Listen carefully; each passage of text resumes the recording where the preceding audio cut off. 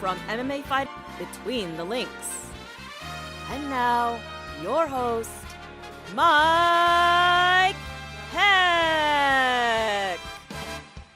High energy from the iconic voice of Esther Lynn as we welcome you to a brand new edition of Between the Links here on MMAfighting.com. And as we say at this time, every time the show starts, there is so much to discuss. We could do a 3-hour show easily with everything going on in the world of mixed martial arts these days, but we are excited to have you here, whether it's on YouTube, Twitter, Facebook, wherever you may be watching or listening after the fact as well. We thank you for joining us. UFC 261 was just ridiculous this past Saturday, filled with storylines, filled with emotion, and the UFC is back this Saturday for UFC Vegas 25. The PFL is back. They had a crazy storyline-ridden card last week. They're going at it again tonight. Bellator's back with a huge card next Friday. So much happening, and we'll touch on a lot of that stuff this week on the program as we have ourselves a trilogy matchup, a win apiece for both of our competitors. And today, on this very program, we will have a winner who will enter the 50th episode extravaganza next week as the champion. More on that at the bottom of the program, but let's get this thing started and introduce the contestants. I'm so excited. First, and I'm sure he's not fully recovered from his trip to Jacksonville to cover UFC 261, but happy to have MMA journalists for a number of different outlets, My MMA News, the South China Morning Post, and at least 15 others, the Daniel Bryan of Between the Links, the ultimate babyface, the challenger, Mr. Drake Riggs. How are you, sir? I'm good, Mike. I am, just about fully recovered. Got back on Monday from Jacksonville. Crazy time, obviously, but I'm ready to go for the trilogy, man. I got my JLP shirt on, American Gangster, Undefeated, Undisputed, and I'm going to do a throwback here, breaking kayfabe once again, Mike, to the off-the-cuff days. I got my Chinese warrior mask once again on hand, and I think it's appropriate because I lost last week, and all the Chinese fighters lost as well, but hey, we're here anyway, so let's go. So we got a battle of people recovering. We have a battle of people with fight shirts on.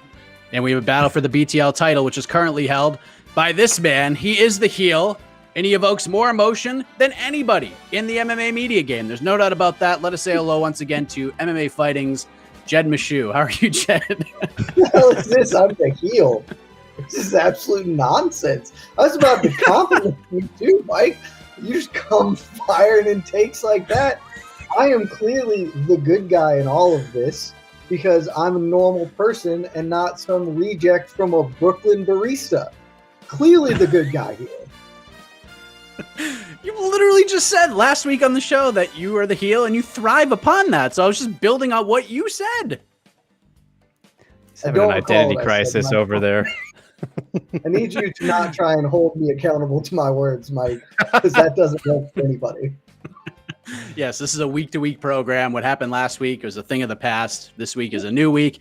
And let us begin with how UFC 261 ended, gentlemen. It ended with one of the best knockouts we will see in 2021. No doubt about that. Kamaru Usman knocks out Jorge Masvidal in the second round with a vicious right hand. The photos that have come from this punch are legendary, to say the least. But Usman was, as he stated in the post-fight press conference, he was satisfied with the result of this fight. This guy is putting together an all-time run right now. Drake Riggs, first off, there were a number of ways this fight could have gone on paper, but to see Usman close the show like that, what did you make of his performance, the fight, and were you ultimately surprised that's how the fight ended?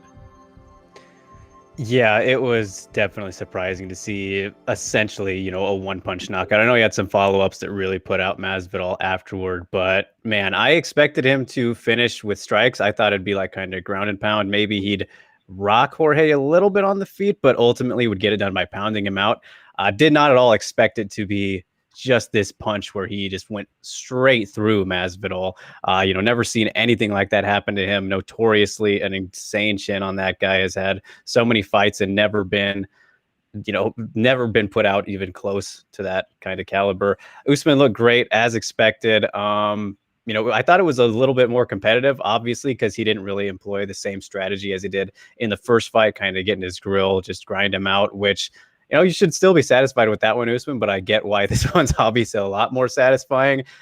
Being able to land that might be my favorite knockout, man. Just the aesthetic of it is insane. Like, it looks like one of those silly things that you'd see in like a fight movie or a commercial where like no one ever gets punched and like the spit flies out like that, or all the water coming off their head. But it actually happened. This was like one of those things that they would choreograph, and it looks so nice, and it was an incredible knockout. And I think that if we were going to see something like that, we probably thought that Masvidal would be doing it. So very impressive, very surprising. And yeah, Usman he's the champion for a reason. If you needed any other reason to believe it, he just proved it here by putting away one of the most durable guys in the lightweight and welterweight divisions, going back to his time, Masvidal's time in lightweight too.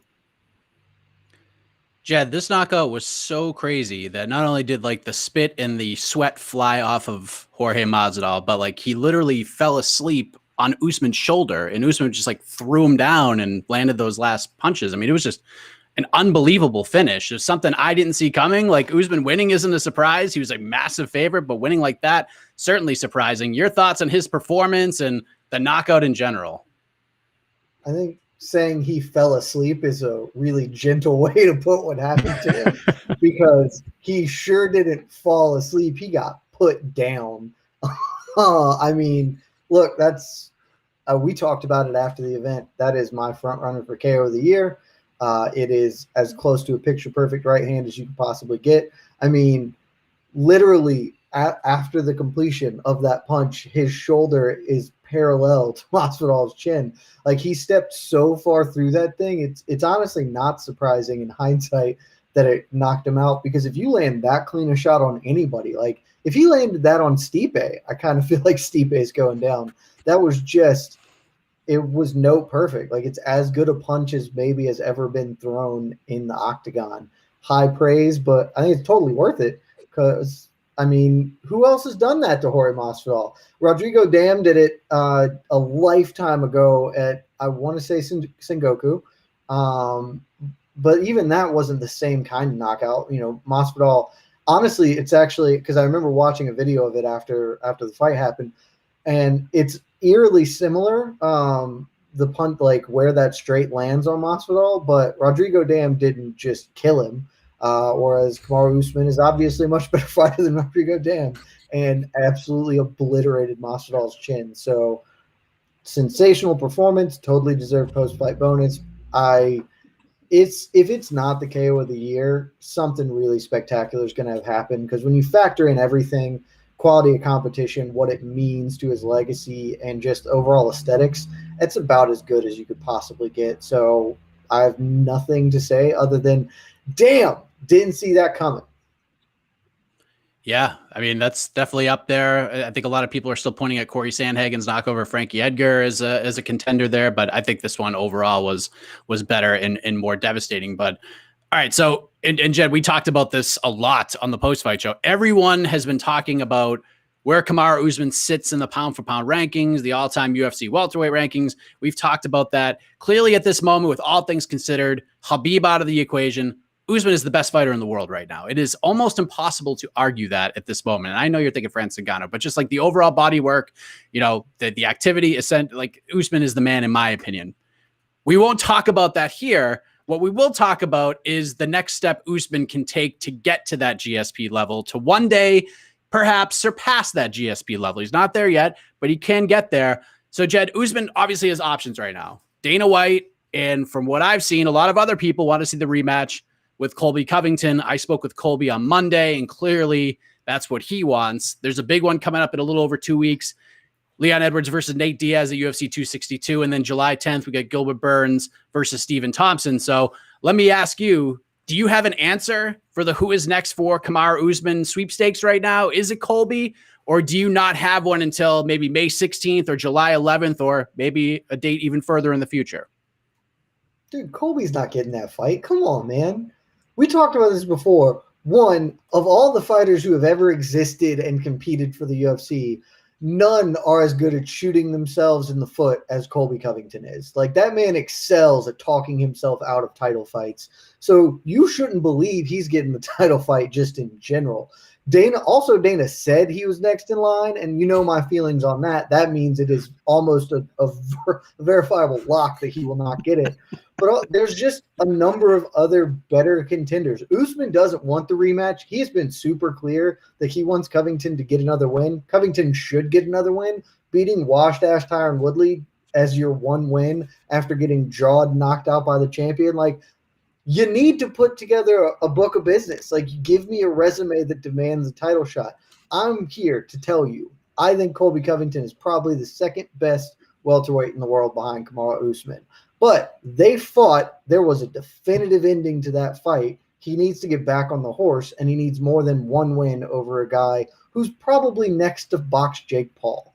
So he's just not getting it, especially because I think we talked about this before, man. Like, why do you think Nate Diaz took a fight with Leon friggin' Edwards?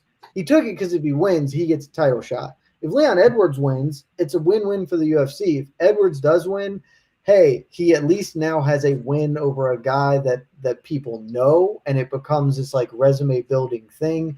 Edwards is on he's a one fight winning streak because of no contest, but realistically he's won his last 9 bouts with a little bit of a hiccup in there and deserves a title shot until it finally gotten like a big name boost his profile win. It's going to be the winner of Edwards Nate Diaz.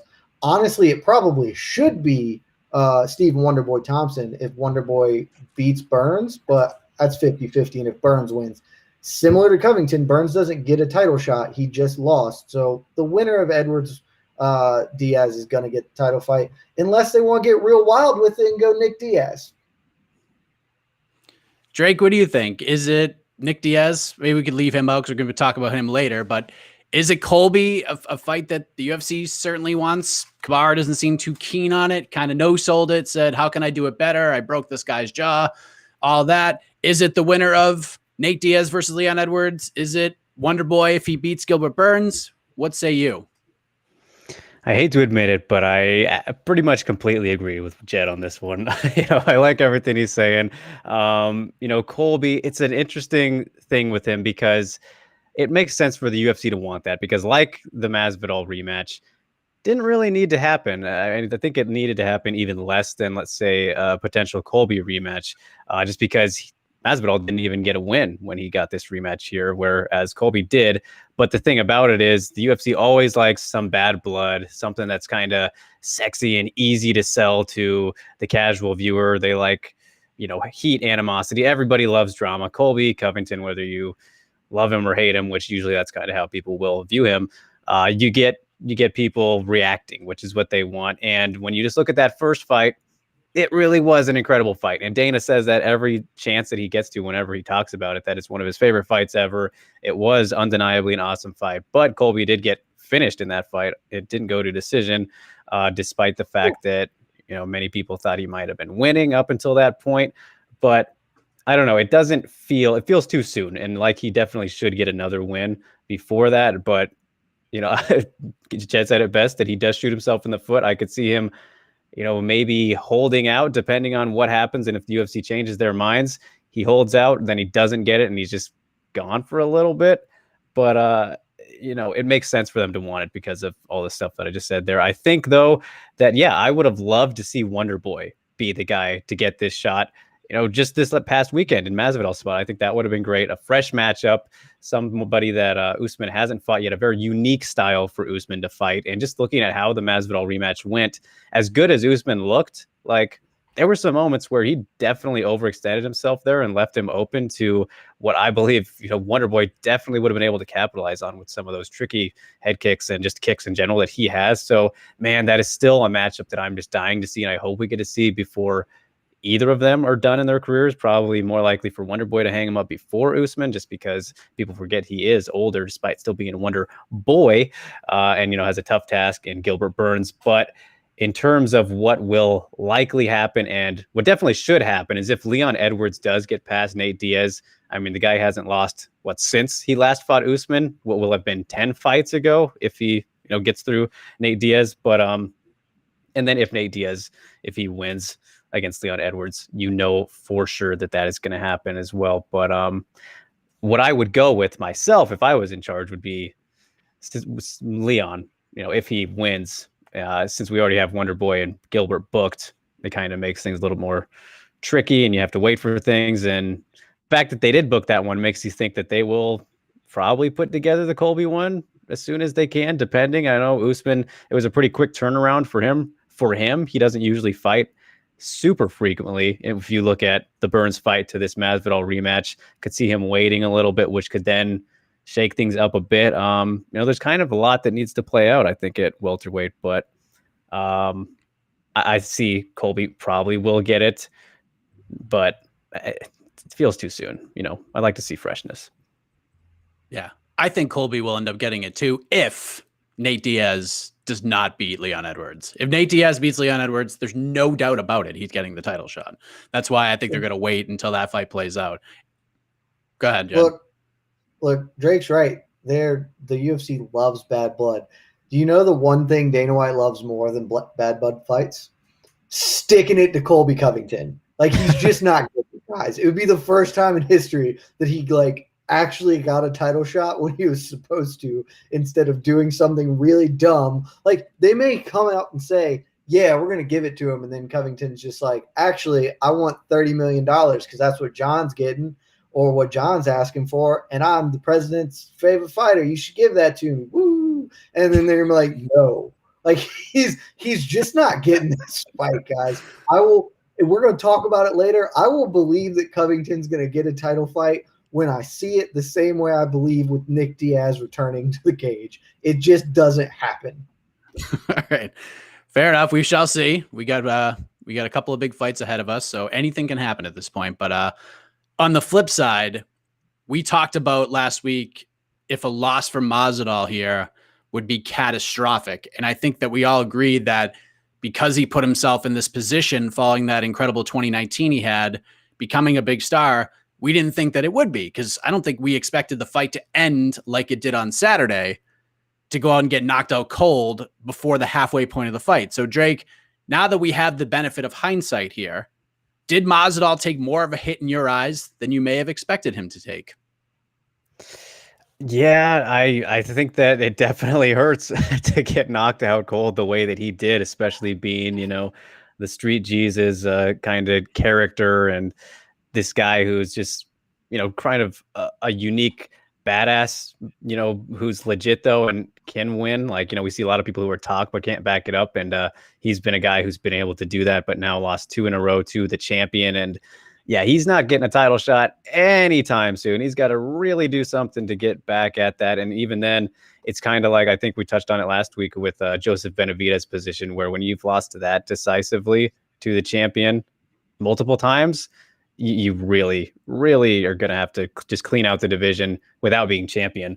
So, and I don't think he's in that position to do that now at this stage in his career, nor would he want to. So it makes things a whole lot more interesting where he could go from here. And I could only see I don't know, maybe those more fun fights that don't matter as much in terms of rankings. Let's say Nate Diaz loses to Edwards. And even if he doesn't, that rematch will still be there at some point down the line, you would have to think.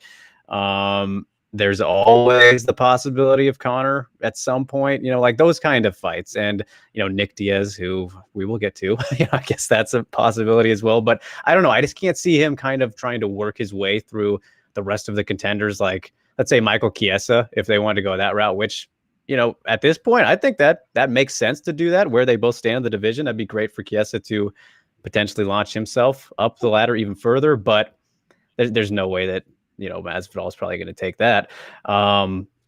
It's just very weird for him now. I don't know. Maybe he could move to middleweight. That's probably a little bit too extreme. He'd probably be pretty outsized there. But I don't know. I think it's more of just kind of those fun, not as meaningful fights at this stage, which they were going to be there no matter how he lost. But it feels like he's kind of more going to be stuck in that way, unless he really wants to, change things up and prove, that he can still get back there and work his way that Joseph Benavidez route. But I don't know about that at this stage.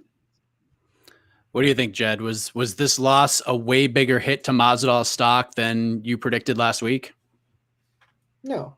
I mean, it did nothing. Like, sure, he lost in a more dramatic fashion, but everyone kind of thought he was going to lose, except for me, because I talked myself, and apparently you, Mike, into believing Jorge Masvidal was going to do the damn thing. And let me just say, after round one, I felt super good about that too. I was like, oh, Usman is getting real wild with it, and he ended the first round super poorly. I was like, wow, I can't wait for BTL Thursday because I'm going to lord that over everybody. And then kaboom, I'm an asshole. So thank you, Kamaru Usman, for making me an asshole. But yeah, no, this doesn't do anything for Masvidal. He's fine. He still is super marketable. Yeah, he's not going to get a title shot again ever, and that's okay. He already has his own belt that he should give to Usman. Usman absolutely deserves that damn belt now.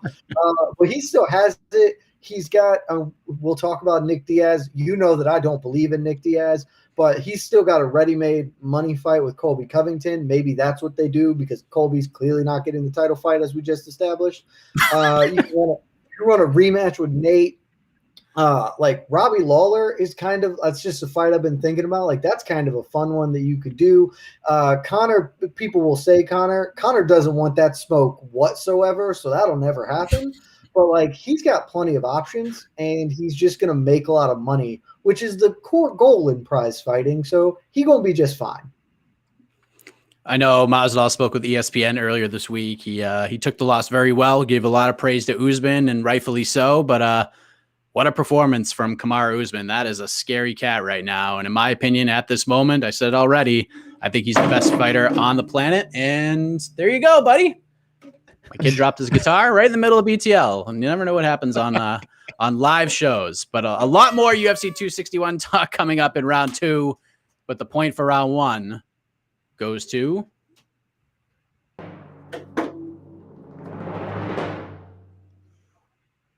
Mr. Fight Circus, Jed Meshew on the board.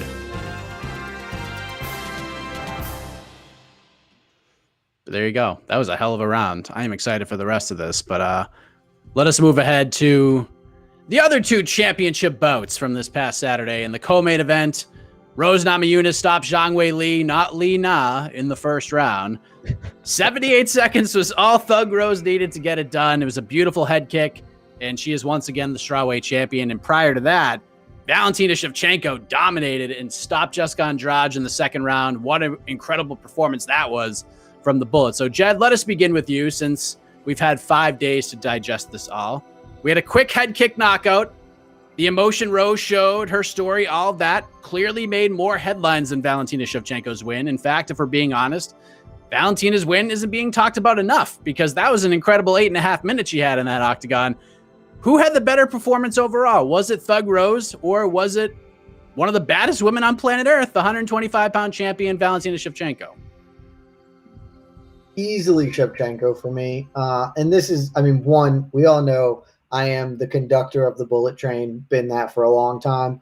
But this isn't even that. Like, just Rose, not taking anything away from Rose because that was awesome. Like, she did the damn thing in emphatic fashion. But at any time you're comparing who had a better performance, it's not going to be the person who had the kind of one-shot KO. It's all in comparison to somebody who put a certified ass whooping down for 8 minutes. It's clearly that, like, look, the quality of competition in both was tremendously high. We talked about coming into this fight. These were 4 of the 5 top female pound-for-pound fighters in the world competing against each other. And so, you're neck and neck with quality of competition there. It is super impressive that Rose knocked out Weili Zhang. And if they fought again, I think you have to favor Rose there. But there is still totally a world where Weili Zhang beats Rose in a rematch, even if you just did an immediate rematch.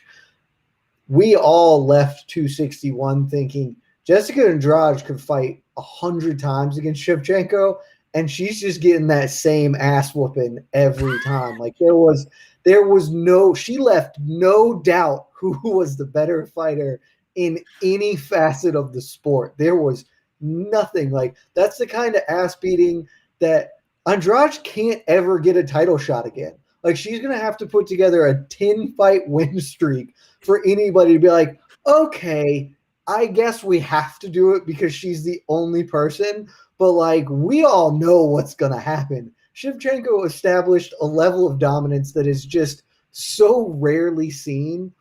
It is truly remarkable, and the fact that she did that against what most people thought was going to be her toughest test is incredible. I mean, just check the stats out from that fight, man. Like Andrade landed 10 strikes over the course of the fight and was controlled for like 7 minutes of it. It was one-way traffic. That's easily my choice for the most dominant performance. If we did a beatdown of the year, like award, that's easily the front runner of that for me too. Like consummate ass kicking. What do you think, Drake? I mean, Valentina, a little longer, but Rose, kind of hearing her talk about the finish and how she set it up and how she sort of analyzed it and studied Zhang's game for so long that led to that kick. What was the better performance overall? It's not just about domination and time, but what performance stuck out more to you? Was it Rose or was it Valentina? So Jed and I are best friends this week, man.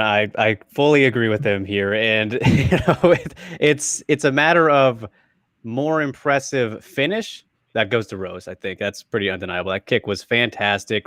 Just slid right through Weili's guard. She thought she was going low, went high, caught her perfectly. Before that, though, Weili, she was doing all right. And yeah, it was only a minute fight.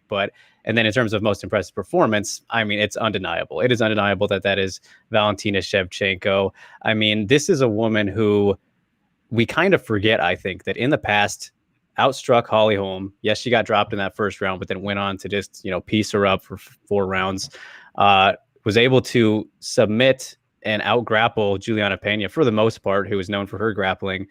And then we transitioned to flyweight, all the dominance she's had since then, and then to now against Jessica Andrade, who has been at bantamweight, former strawweight champion, looked great in her first fight at flyweight before this. Just a well-known powerhouse, one of the most exciting and physically imposing fighters that we've ever seen among these divisions. And it looked like that couldn't have been any farther from the case here. And I'm willing to go as far to say, and I'm giving you a hot take right here, but Valentina Shevchenko, the way that she's able to do this and how she did against somebody like Jessica Andrade, who is no joke, like she very well might be one of, if not the most talented fighter, the skill for skill that we have ever seen, man. Like I say it's on the same, it's getting, if not already at that GSP level. And if you look at the levels of dominance here, she's finishing unlike GSP was able to. I mean, and I don't really want to talk about NFL, but I got to make a comparison here. I don't want to talk about NFL because my Packers are having a rough day so far, it appears, with Aaron Rodgers. But so I got to make this comparison, though, because I think that Valentina, everything I just said about this skill, I don't think she's quite the GOAT yet, because that is still Nunes. You look at accomplishments. So I'm going to make this comparison. Nunes is the GOAT. Tom Brady is the GOAT of the NFL, right? All the championships, all the accomplishments. But in my opinion, I think the most talented player and quarterback of all time, Aaron Rodgers, and then fighter would be Valentina Shevchenko, most skilled. Not the GOATs. You can't really say that considering all the other, accolades and everything the other person has. But skill for skill, I mean, it's just getting hard to deny it at this point. She's flawless. Like I don't know how you can beat her anymore. Well, one thing that you said that is undeniably true is that Tom Brady is the GOAT. So there you go. He was at the fight on Saturday. So there you go. And you put Jed in such a state that you put him in such a moment. Yeah, it was like he just won Journalist of the Year at the MMA awards. I mean, that was like, it was like he was walking up to the stage and getting ready to give his victory speech for winning Journalist of the Year.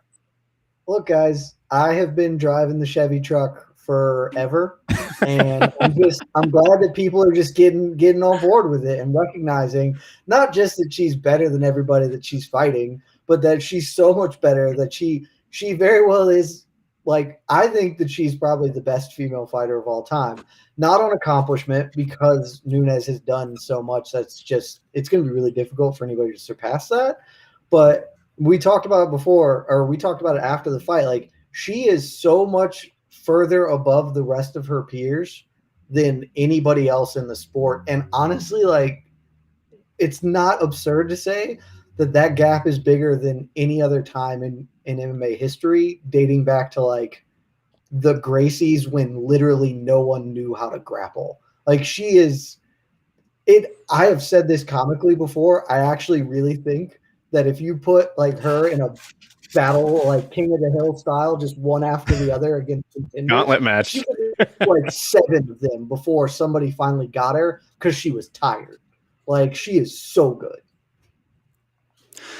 More on Valentina in a moment, but one thing is actually pretty interesting and clear. The cupboards for both of these champions are not completely bare, like especially at 115. So we'll start with Rose Drake because she certainly has some interesting options. There's the big fight coming up next month between Carla Esparza and Yan Xiaonan. There's Joanna and Jacek. Yes, they fought twice, and Rose won both, but that's still an option. Mackenzie Dern has looked great, and she would bring a very interesting challenge to Rose Namajunas. And there is a case that can be made for a rematch with Zhang Wei Li after that long winning streak and being out for a year and all that. So I ask you, Drake, what do you think is next for Rose Namajunas in the second title run?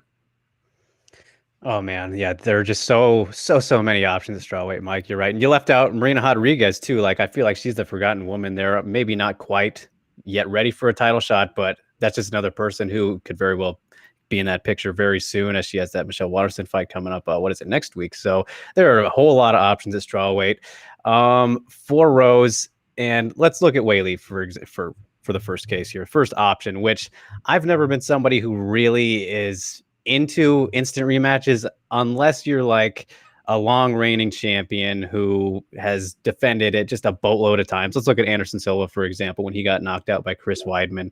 I think that's a case where it's fine. Jose Aldo, who didn't get one, but he probably should have against Conor McGregor. Then you look at cases where like Cody Garbrandt or people who get these rematches after pretty clear-cut finishes and then not really that many title defenses. I'm not quite a fan of that as much as I do adore Weili, and I would love to see a real fight between her and Rose, because we didn't really get that, only 78 seconds of action or so. I would love to see the rematch, but I don't think you can do it right away, especially in this Shark Tank of a division with all the possibilities. So going to rule out Weili for now. She can go and rematch Joanna potentially, or we didn't even mention Tatiana, who hopefully comes back. Sounds like she might be thinking about flyweight as well, but there's so many pieces that can fit together here.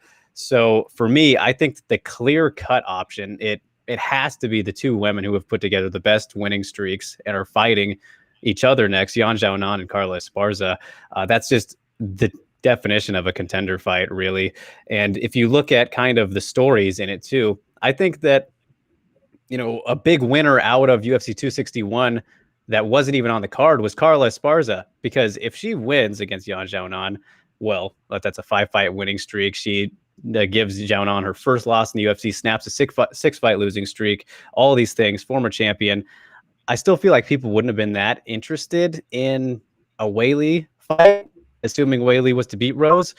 But if you now have Rose in that spot, the story of that rematch, tough 20, both of their debuts, fighting for the very first title. Carla beats her, submits her, just way too much experience at that point. Rose was very green. All the way that they've come since then, Carla as the challenger, Rose is the champion, 2-time champion, like that, how do you not do that? And it kind of sucks that they've already established the tough coaches, because if they were to make them the tough coaches, man, you want to add to the craziness there. I don't know if that's ever happened where two former finalists have ended up coaching against each other and then fighting for a title. Like that would have been perfect, but that's out of the picture. Either way, still a great story if that's to happen. But then Yan Xiaonan, of course, they want to get another Chinese champion, you would think, and she would be on a 7-fight winning streak, beat a former champion. Yeah, I mean, how do you not go with her? A very exciting and similar style to Weili. Not as much of a finisher, but how do you deny a 7-fight winning streak and just all the wins that she'd have racked up at that point?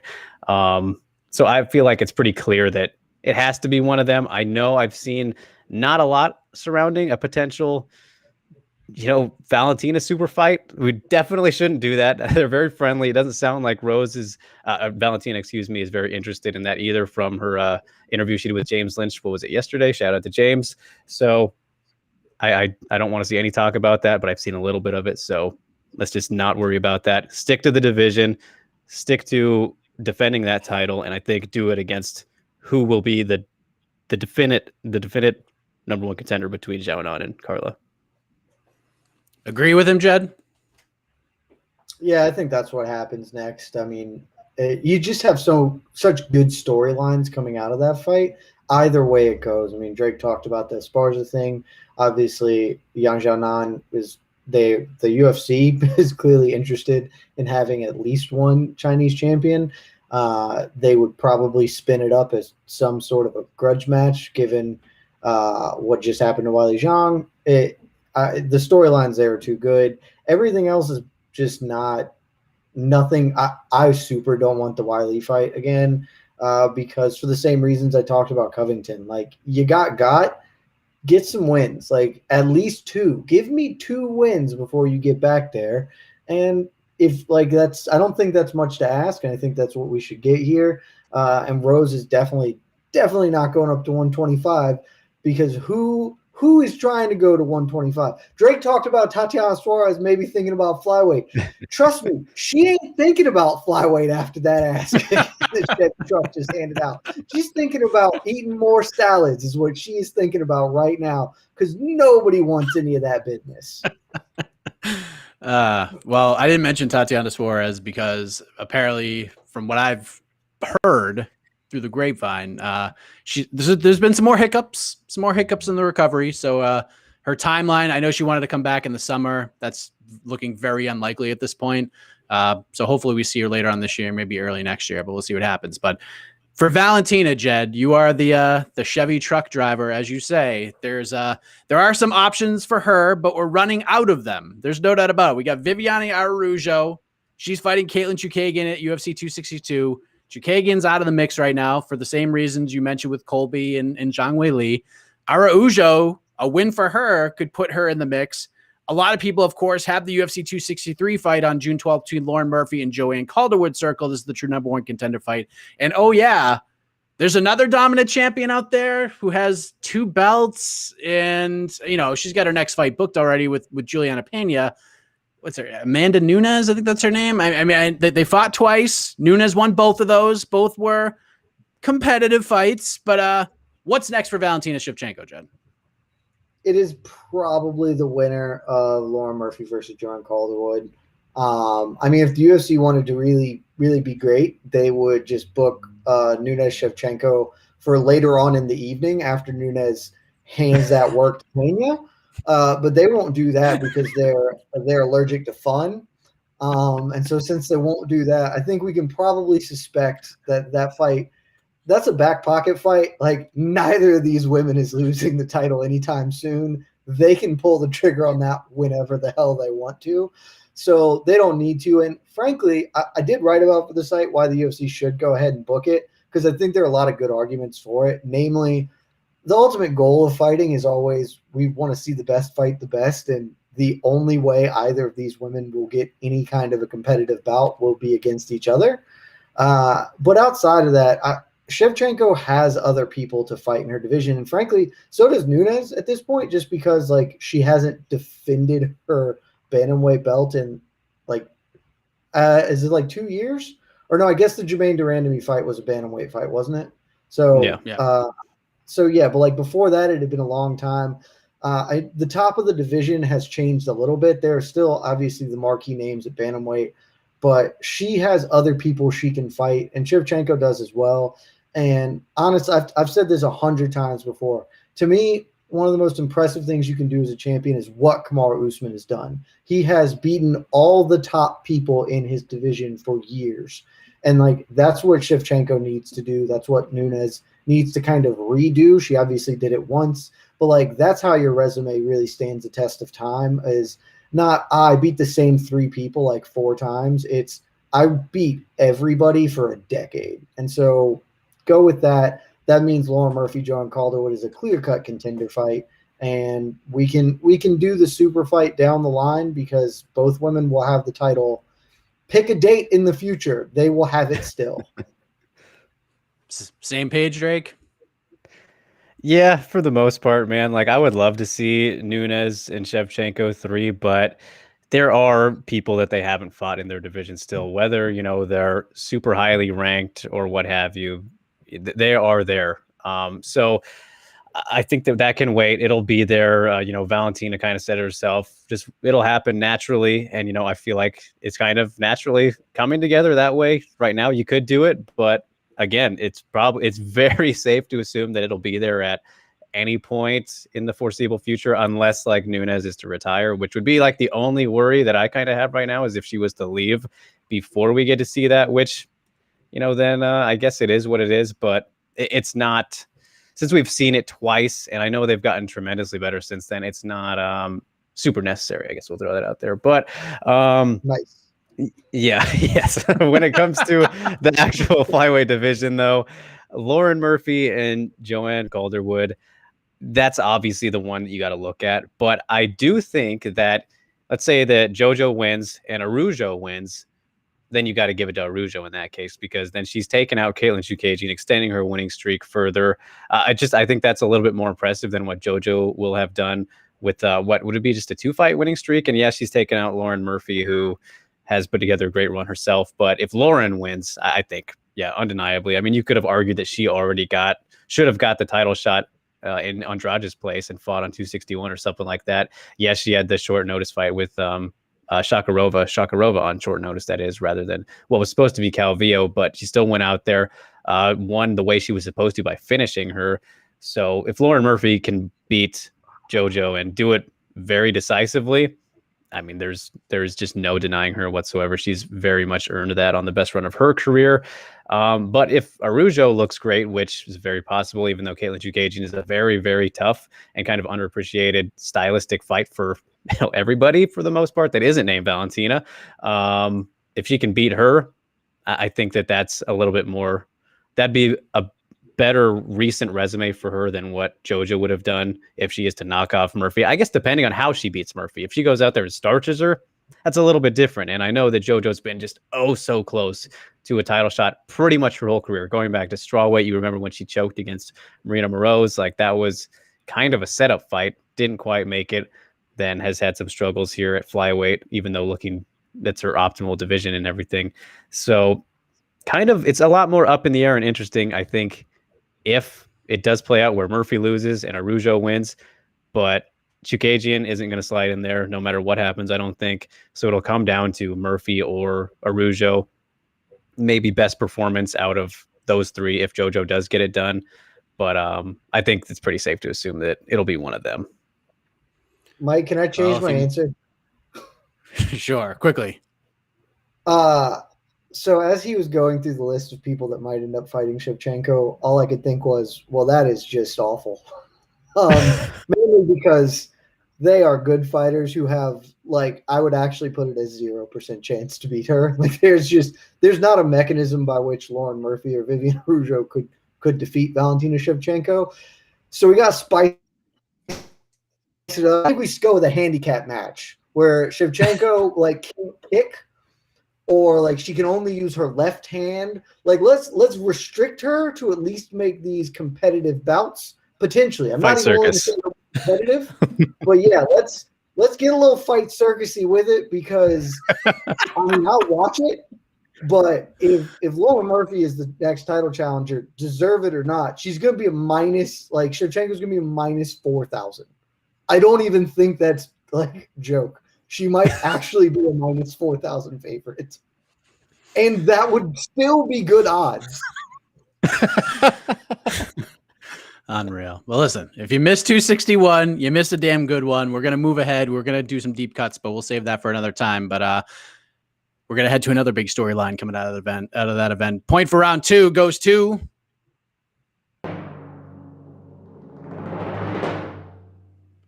the Chael P t-shirt wearing Drake Riggs. He is on the board. It is 1-1. This is fun. I feel like I've been hosting the show for 5 minutes, but we're approaching marathon territory here, but that's okay. Let us move ahead to Jed Meshew's favorite topic in the entire world, Nick Diaz. Yes, he was in Jacksonville. He got a lot of attention. He looks to be in the best physical shape of his life these days, and Dana White said that he wants to come back, that he wants to fight, and there is something that, that's something we've been hearing about for several months now. It seems like he's taking it very seriously. He's done test weight cuts, etc. Now, there have been reports out there already that a fight was offered already for Nick Diaz to fight Khamzat Chimaev. For what it's worth, I'm told that is not wholly accurate. That certainly doesn't mean it's not an option. It seems to be an option if you watch Dana White's press conference after UFC 261. But in terms of something formal being offered in regards to that fight, I've been told that that's not 100% true. But anyways, Jed Meshew, the Nick Diaz train has apparently left the station again. So my question to you is, where's it going? Who should that opponent be for his return? It left the station, if you mean it's like one of those old westerns where the track like stops just like over an abyss and the train careens into that abyss. Because the man isn't fighting again. I'm sorry to be the bearer of realism and normalcy. He hasn't competed in 6 years. He hasn't won in a decade. He's just not going to fight. You know why I know this? One, again, Dana White said he was interested. So obviously just go with the exact opposite of whatever Dana White said. You're going to be right more often than not. And two, Nick Diaz has been coming back to MMA for like a decade and he still hasn't done it. He and Brock Lesnar should have just a group text where all they do is say, hey man, it's really fun to fuck with Dana, isn't it? Sure is. This is awesome.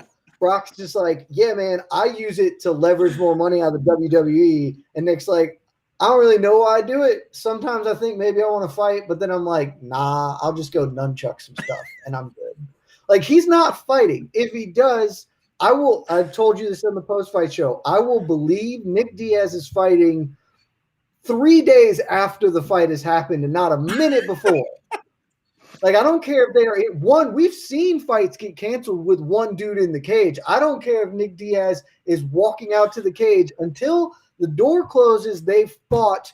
We have gotten all the tests back, and I can wake up to confirm that it was not a dream 3 times.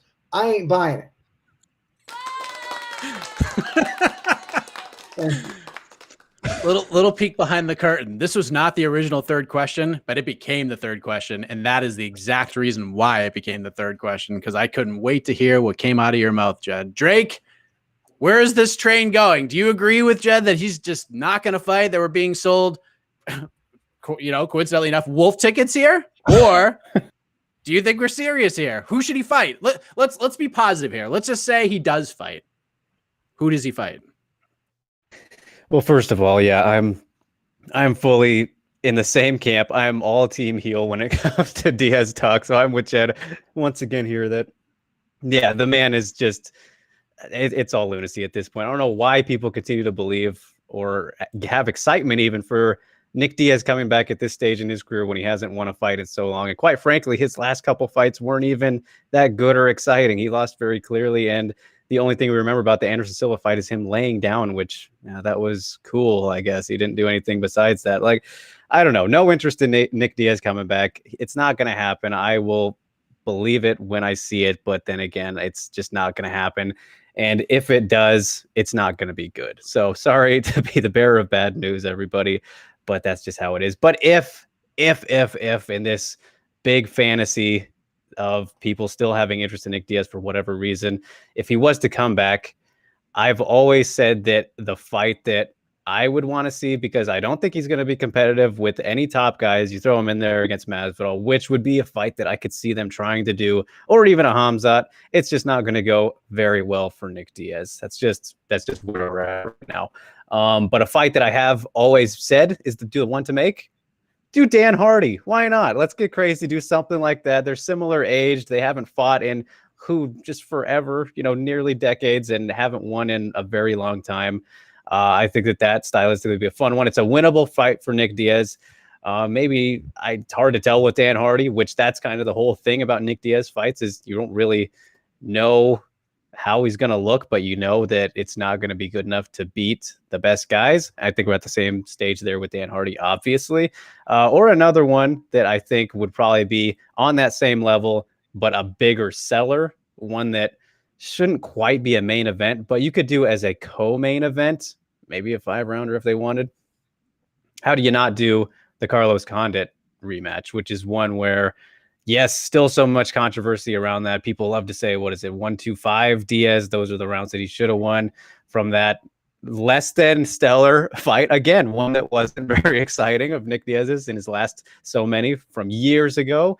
And Carlos Condit has finally gotten 2 wins back to back again, but he's still not that same natural born killer that we're used to seeing. So it's right about perfect there, in terms of winnable for each of them, but not too ridiculous in terms of giving Nick a fight he doesn't quite deserve. So that's one. Yes, I just saw the Robbie Lawler one pop up there too. That rematch could be doable, but I don't know. I lean more towards Dan Hardy ridiculousness or Carlos Condit. I think that one writes itself.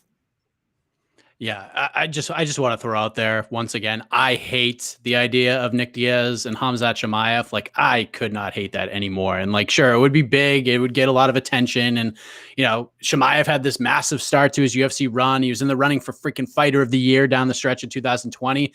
But the guy had like this horrible bout with COVID-19. He's still recovering.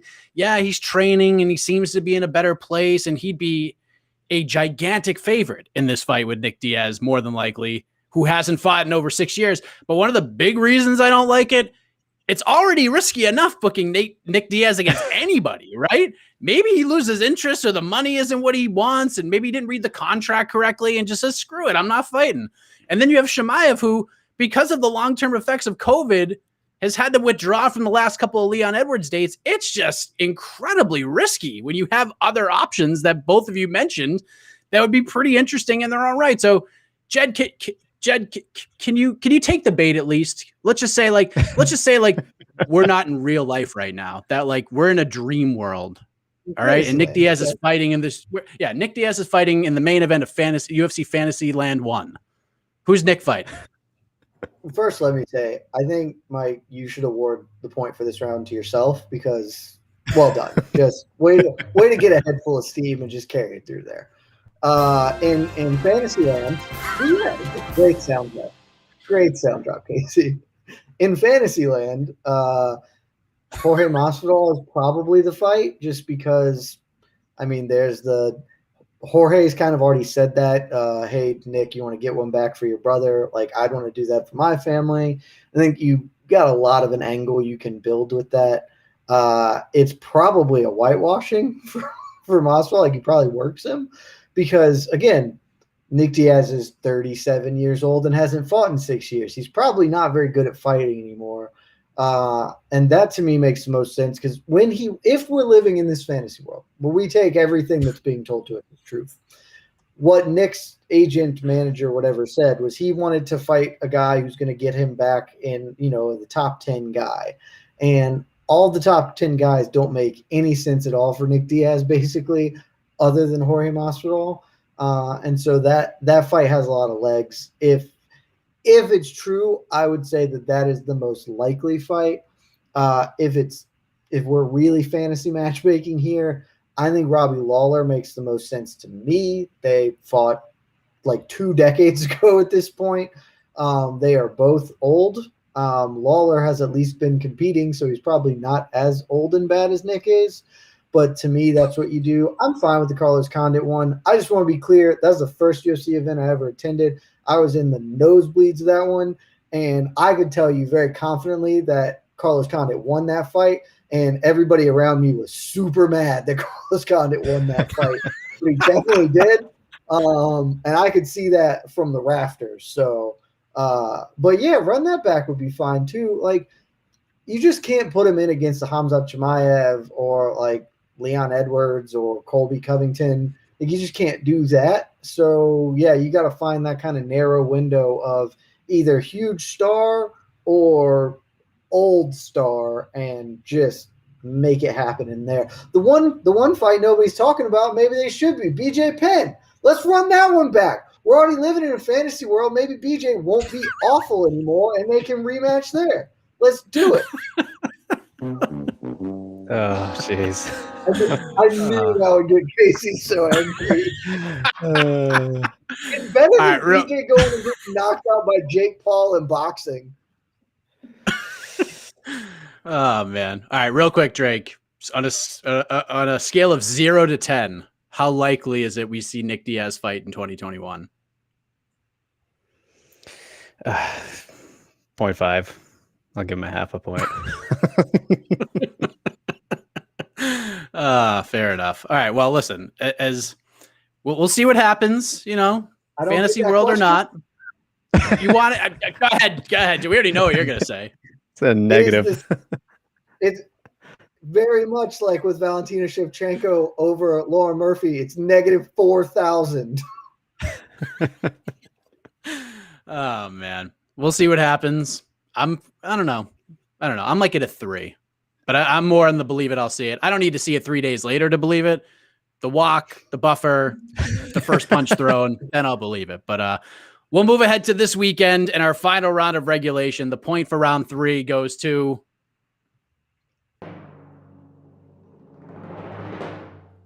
I feel like if I don't pick Jed, no one will watch the show anymore because the people have spoken, and I can't not give him the point. So there you go. Jed is up 2-1. Made question for me. You just teed me up right there. But listen, it's okay because as difficult as it is to move ahead from this past Saturday night, we didn't even get to everything I wanted to talk about. The UFC is back in action this Saturday as well. They're back at the Apex. We go from 15,000 fans to like UFC employees and some media members in the Apex for UFC Vegas 25. Really good main event between Dominic Reyes and Yuri Prochazka at 205 pounds. Drake, I know these post-pay-per-view hangovers can be real, especially after what all went down in Jacksonville. I mean, hell, you were there to witness it all. But I guess where would you gauge your excitement level for this Saturday's card? Boy. If I was to go out of 10, I would say I'm like a 6.5, but I feel like it's gonna ramp up here, like by tomorrow when we see kind of the face-offs and everything. I love Yuri. I'm a big fan of Dominic too. I'm really excited for this fight. It's kind of the thing I'm most excited for. This card is all right. There's some people in particular that I'm kind of excited to see more so than maybe the matchups. Sean Strickland is back against Yatko. That'll be interesting. Sean Strickland is absolutely insane, not just as a fighter, but as an individual as well. And there's some other people on the card as well. Cub Swanson's back in the co-main event, which a Cub Swanson co-main event in 2021 is kind of like, it is what it is, and taking on Giga Chikadze, who finally this guy is kind of getting a name and step up of sorts. So that will be fun. But I think that the hangover from a very big and insane card, like you mentioned there, it's very real for this one because I think that this card probably will deliver and be pretty fun. But just in terms of getting uber excited for it, a little tough, a little drained. But I'm very much excited for the main event. More than anything, just because, I've been following Yuri for quite a while now in his rising career, the rising champ. And then Reyes, too. I followed him since before he was in the UFC as well. And it's been great seeing what he's been able to do. If he can rebound here off of a very tough loss to Jan Blachowicz, you would have to imagine that this will be the number one contender fight for the light heavyweight title, which adds a little bit of something to it. So, I guess right now I'm kind of 6.5-ish, but I could see it ramping up tomorrow after weigh-ins and whatnot. How amped are you, Jed, for this Saturday? I mean, Drake's in the neighborhood, probably 5, probably a little less. Like, it's a deceptively good card in that it has a lot of competitive matchups. Some of them are important and matter as well. It's pretty low on name value. The main event here is doing a lot of the heavy lifting. That will be super fun. Like, I'm always down to watch Yuri Prochazka channel his chakra and try and knock out some dude. And Dominic Reyes is apparently knockoutable. We found not too terribly long ago. So that fight's fun, super competitive. But the rest of the card, the names it has maybe aren't really doing a lot of lift. It's one of those cards that I think if we weren't coming off UFC 261, I'd be a lot more excited about. But we just got 3 title fights. We didn't talk about the horror that happened earlier on the main card of 261 and the night of terrible legs. And so that's just a lot. There's a bit of a hangover here. And I think that I'm really feeling that this week of because on paper this should be a much better card than my excitement level is matching. Yeah, I mean, the main event is, excuse me, it's great. It's a lot at stake for both of these guys. Dominic Reyes is on a 2-fight losing streak. He's lost 2 title fights in a row. One was very questionable. One was not questionable at all. And Yuri Prochazka had such a great UFC debut. A lot of hype coming in. People have been waiting for the second appearance for since July, since the first one. They were ready to see him right back in there. And we're finally here. And with a win, there are many who believe that Prochazka's next fight will be for the light heavyweight title against either of those two guys, Blachowicz or Teixeira. And if Reyes wins, he is clearly the biggest Glover Teixeira fan on planet Earth. But as people know, I mean, Drake, you sort of ran them down. Giga Chikadze versus Cub Swanson is interesting. Cody Stamann versus Merab Dvalishvili is fun. Iwan Kutalaba versus Dustin Jacoby will be all sorts of chaos. You mentioned Strickland Yotko. That's interesting. We got Batelio versus Carolina. That's the main card. But we like to dig deep on this program. Drake Riggs, you know this already. The low-key banger for UFC Vegas 25. What you got? Man, so I think there are a couple options here, and I'm looking mostly at the prelims because if we're going low-key, of course, you kind of have to dive in a little bit lower at the start of things. Luke Sanders in the second fight against Felipe Colares. I think Luke Sanders is always a guy that usually, no matter what fight he's in, something kind of crazy happens, and it's usually very exciting, whether he's on the right end or the wrong end of it. So that's one to look out for. Loma Luke Boonmay is back right after that against Sam Hughes in a fight that she's pretty heavily favored in, but I think stylistically and size-wise, Sam Hughes actually has a pretty good chance to get the upset there. Gabriel Benitez is back as well, taking on Jonathan Pierce. That's one. Those are all good options, I think. I like the 3 of those. But for me, I'm going to take the last fight on the prelims, actually. The strawweights, once again, back-to-back strawweight picks for me. Last week I chose Liang Na and Ariane Carnelosi, which kicked off UFC 261 and delivered quite handsomely, I would say. Randa Marcos versus Luana Pinheiro, though, I'm going to take this week. Randa Marcos in a spot where this is just so blatantly her last chance in the UFC. She's on a 3-fight losing streak. If she loses 4 in a row, she's definitely gone. She's 10-10-1 now. She would be have a below 500 record. You could argue that she should have been cut after her last fight against Kanako Murata. Was a very dominant loss there. And taking on Luana Pinheiro. Well, also I should mention that Randa has switched camps and has been working down in Texas for this one. But Luana Pinheiro coming in, making her UFC debut, coming in off the Contender Series victory, got a great knockout over Frausto.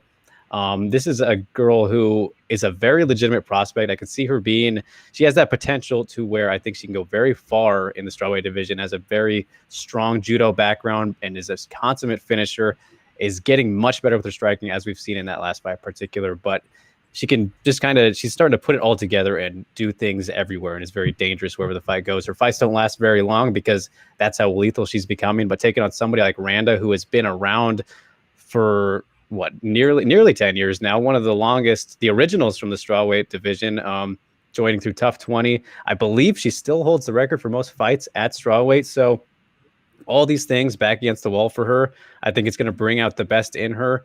And generally her fights, they can be pretty entertaining. It kind of depends on who the dance partner is, and somebody like Pinheiro, who for her making her debut against a serious veteran, like I said, most fights in strawweight history in the UFC, a very big spot and debut opportunity for her. So I think that this one has all the potential to be pretty wild. They both need it a lot, but yeah, I'm going to take that one. Jed, you took a beating from a lot of people for your low-key banger pick last week, since you picked the Alex Oliveira versus Randy Brown fight, and everyone was like, come on, that's not really low-key, but here we are. And if we're being honest, that fight was a banger. It was good.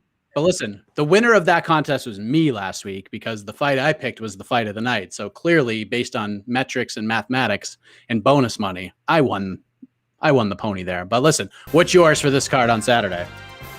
I'm on fire. I got 2 points already. That's your second point. You're winning. You're winning your own show, Mike. That's it, everybody. I'm out of here. What's yours, Jed? See, you really put me in a bind with this question this week, because the things I like, and all the things that I like are not on the early prelims. Like, I want to get up here and I want to give you a 5-minute session on why Ion Kutalaba, the Moldovan, what's that dude who was in Warrior? that guy, Joel Edgerton, like that dude versus Dustin Jacoby, that's going to be awesome in what could be a terrible way, but it's certainly going to be a great way. But that's not low key. I can't do it. Like on the undercard, if I'm giving you the real what's flying under the radar, I'll give you one just to say I did it to fit the parameters. It'd be Mowgli Benitez, Jonathan Pierce. Pierce has proven himself to be a pretty fun watch, dating back to the Contender Series, and Mowgli Benitez is usually a good time. It's featherweights. They're going to scrap. They're going to mix it up all over the place, and probably some cool things will happen. Like if I'm just picking fight of the night, that's going to be, and I can't like take the main event, then that's going to be where my money's at. But because I want to do this, because one, it doesn't matter. I could say anything. I'm not getting the point here. So I just want us to talk for a minute about Merab Dvalishvili and Cody Stamann, because most people think this fight's going to suck. And they probably think it's going to suck because collectively these men average 10 takedowns a fight, and they have an average fight time of like 14 minutes and 50 seconds between the two of them. So yeah, on paper, this fight is going to be boring as sin.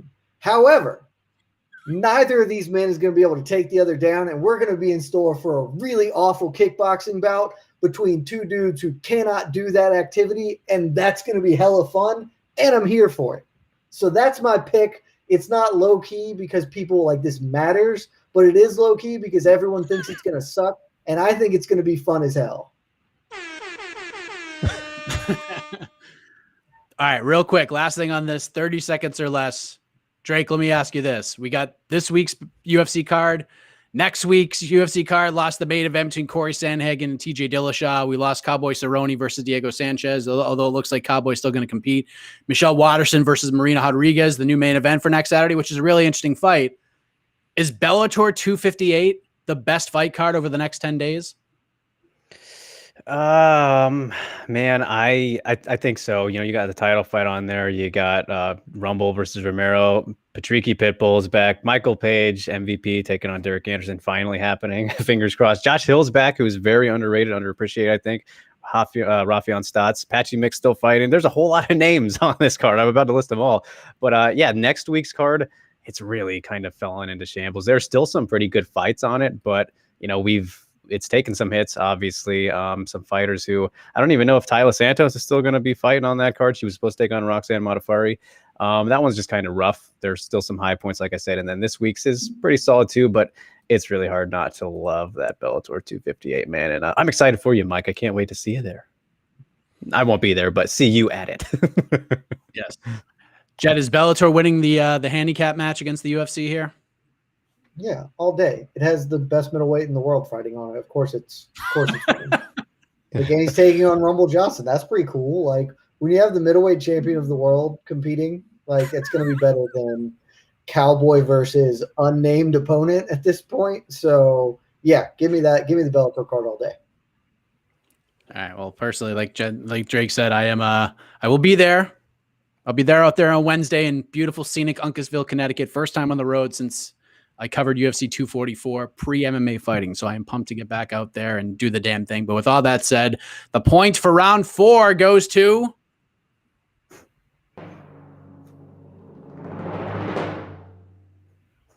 where everybody's pointing. Jesus Christ. There we go. You're predictable, Mike. Well, I mean, listen, you guys have watched the show long enough. Because we got to do the knockout round. It's our version of a tiebreaker. One question. Neither of these gentlemen know where we're going with this, although they have both traveled this road before for a little bit of a teaser. And they will each have 1 minute to speak with all of you. And once that is done, we will turn it over to Casey Leydon, the judge, who will be taking in the comments, which could help sway his decision. And a champion will be crowned and will enter the chaos of next week's I'm sorry, I have to make an interruption. I'm sorry. Something's changed. We actually have a guest judge coming in today. Oh, wow. So many things. Because we have a 3-way tie right now, guys. Like, Mike has 2 points, too. So we've never had this happen. let me see who this guest judge is. Oh, here he is. Oh man! Wow. No. Oh no. The swerve. You're The evil. swerve. AK, not Alex to Haley. insult you, but my ability to contribute to the stuff we write on may depend on your answer here. Just let that marinate. Well, there we go. Special guest judge, my best friend, Alex Haley. So I'm definitely winning this week on Between the Links. There's no doubt about it. But as I was saying, the winner of this matchup will be the champion for the very chaotic, very special 50th episode of Between the Links next week. More on that in a moment. But Jed, you are the champion. Not that it truly matters in this instance because of what this question entails, but do you want to go first or do you want to let Drake go first? I'll take number 2. All right, so we are back with the very popular final round segment known as What Am I Thinking? Yes, each contestant will choose a number between 1 and 4, and each number has already been randomly selected with a fighter or somebody associated with the sport of mixed martial arts. They will then use their 1 minute to put themselves to the best of their ability in their fighter's shoes and say what this person could be thinking in this moment. So Drake, we have 4 choices. Pick a number between 1 and 4. I hate this game. I'll take 4. He's going with number 4. He's going with the biggest superstar in the history of the sport, one Conor McGregor, getting ready to fight Dustin Poirier July 10th. Guys throwing charitable money and donations around, $500,000 to the Boys and Girls Club. Guys on Twitter calling out everybody. Let's get 1 minute on the clock for Drake Conor McGregor Riggs. What are you thinking right now, Conor McGregor? Your time starts now. Everybody's talking about Nick Diaz coming back. That'd be a good fight. I could slap him around. I already slapped around his brother twice. Oh, man, would love to do it. Just add more Diaz's to the name here in my resume. That'd be a good one. Handing out some charity money here. Not for a Good Fight Foundation. That's, I said I would do it, but changed my mind. But I'm still going to hand some out. Be very nice and maybe get Dustin a little bit riled up because I'm coming for him this time. I don't think he realizes, the little pea head, that I'm changing things up, going back to the old notorious, and he's not gonna see it coming. It's I'm losing it. I don't know, man. I give up. I choked. All right. Hey, listen. Take the L. I'm taking the L. Listen, Conor's had some rough moments on the mic as well, so maybe this is an accurate representation of the former featherweight and lightweight champion of the world. So I'm also thank you, Conor. Drake. Yes, so, Jed is also awful at this. You're very much in play here. I am not good at this game. Yeah, you're a plus 110 dog right now, Drake. You were right smack in the mix. This is a pick 'em with 1 minute to spare. So, Jed, he took number 4 off the table. 1, 2, or 3. What do you got? I got to go with the same number as my ranking in BTL all time. Number 1, baby. You, sir, are a man who has had a rough month. You've had a pretty rough month. You suffered a loss. You got back in there. But before you got back in there, your loss was overturned to a no contest. And then you fought again last night at 1 on TNT4, and you suffered another loss. You are the former UFC lightweight champion, Eddie Alvarez. 1 minute on the clock. Eddie Alvarez, what are you thinking right now? Your time starts now.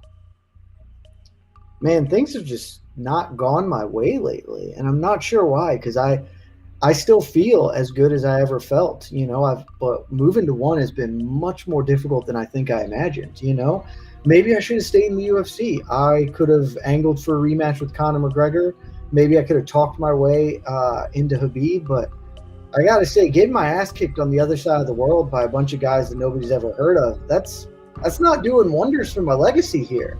1 is pretty cool, so I guess I got that going for me, and they still seem committed to building behind me. But Country kind of threw some darts at me after I got beat again. So, I'm at a bit of I still think I'm the underground king, but I'm not showing it. I guess if I had to think about it, I would sum up my thoughts with really one phrase, Mike. And that phrase would be, happy birthday, AK.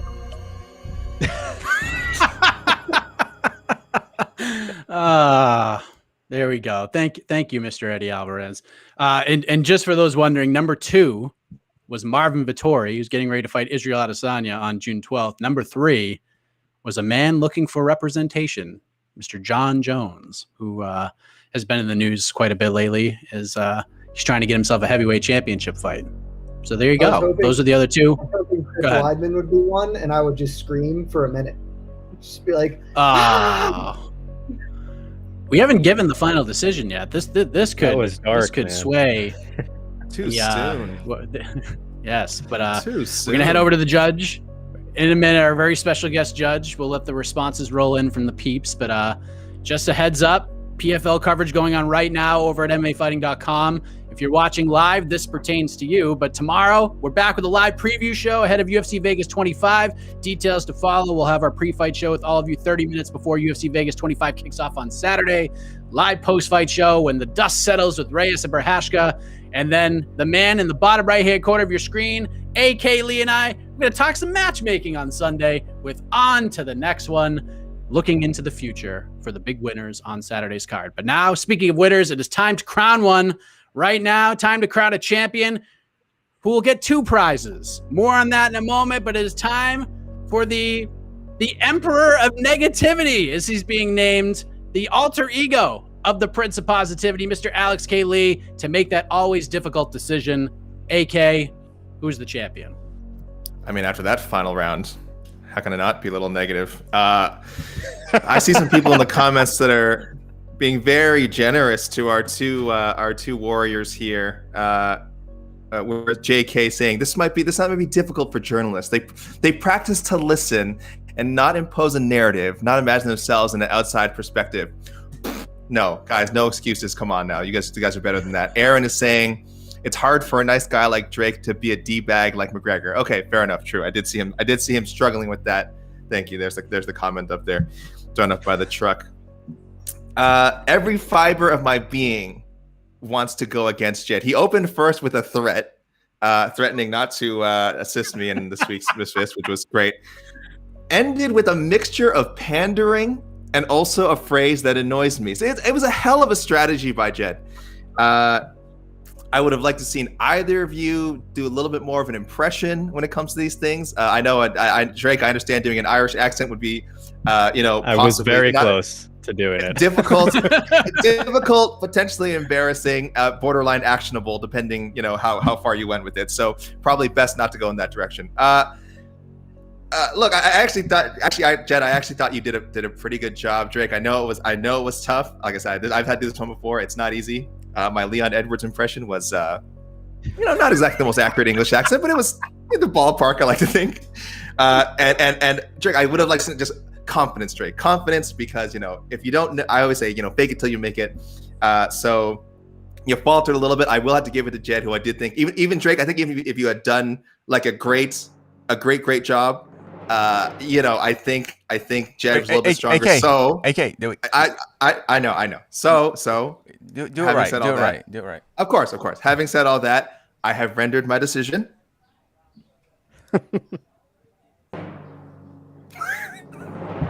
Smooth and still, Jed Meshew.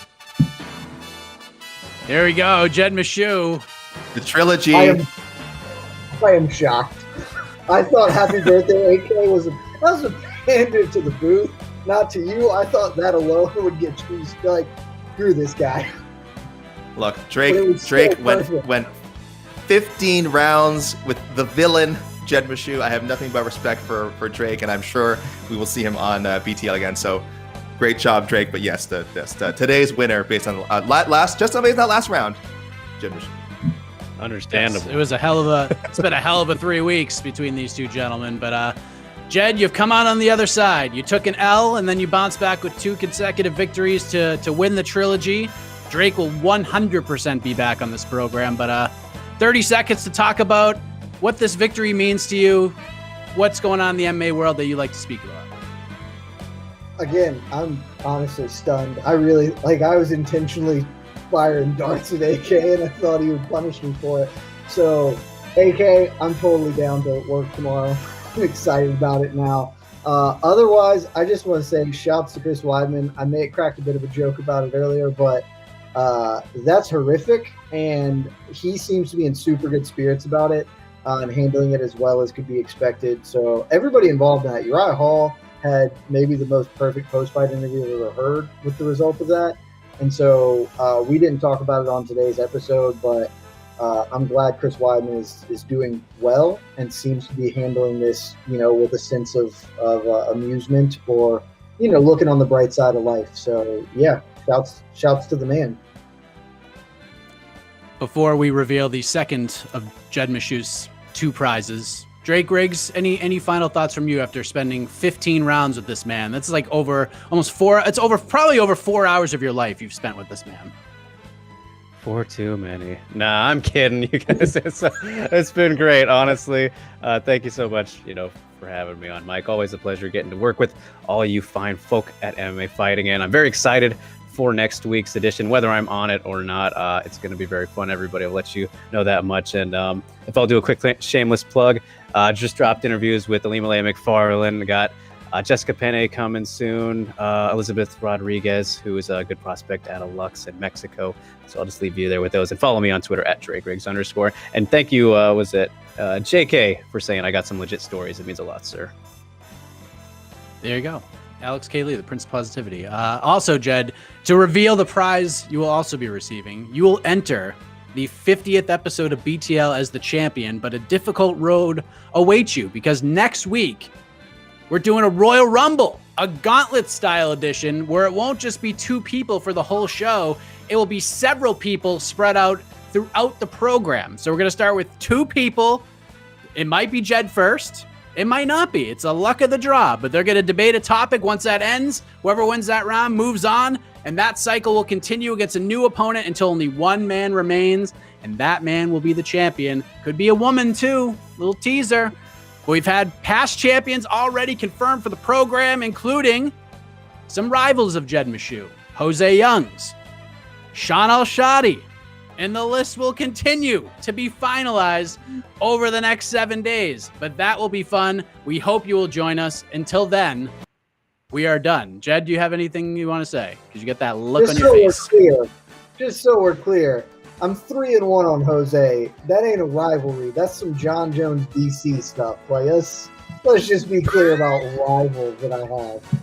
You cheated in one of them, then. Yeah, I'm a rival with Drake Riggs. That's Drake. Come on back next week. You can get that work again. Everybody can get it. I'll enter at number 1. I don't care, Mike. I'll still be standing at the end of it. But let's not give Jose credit that is not due. 3-1. We're done here. My child is doing pretend painting with a knee hockey stick behind me. So, again, you never know what you're going to see on this program. We're done. For Drake, Jed, Casey on the production, AK with the judging. I am Mike Heck, the iconic voice of, and Grayson too, the iconic voice of Esther Lynn, I think is going to take you out here, but we'll see you next week right here for episode 50 of Between the Links. Good night, everybody. This has been Between the Links, an MMA fighting production on the Vox Media Network. Happy birthday, AK! Stop that.